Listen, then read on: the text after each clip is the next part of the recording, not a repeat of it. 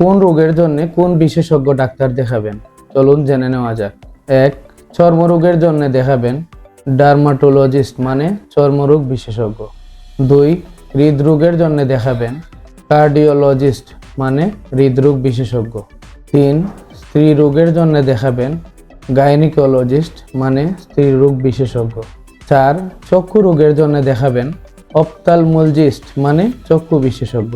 5. পেশি ও হাড় রোগের জন্য দেখাবেন অর্থোপেডিস্ট মানে পেশি ও হাড় বিশেষজ্ঞ। 6. হরমোন সমস্যার জন্য দেখাবেন এন্ডোক্রাইনোলজিস্ট মানে হরমোন বিশেষজ্ঞ। 7. রক্তের সমস্যার জন্য দেখাবেন হেমাটোলজিস্ট মানে রক্তরোগ বিশেষজ্ঞ। 8. লিভার জনিত রোগের কারণে দেখাবেন হেপাটোলজিস্ট মানে লিভার বিশেষজ্ঞ। 9. নবজাতকদের সমস্যার কারণে দেখাবেন নিওনাটোলজিস্ট মানে নবজাতক বিশেষজ্ঞ। 10. স্নায়ু রোগের জন্য দেখাবেন নিউরোলজিস্ট মানে স্নায়ুরোগ বিশেষজ্ঞ।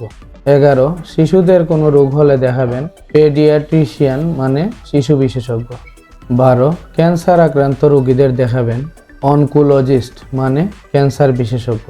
আজ এ পর্যন্ত। মিস্টার পজিটিভের ভিডিওটা যদি ভালো লেগে থাকে লাইক, কমেন্ট এবং শেয়ারের মাধ্যমে উৎসাহিত করবেন।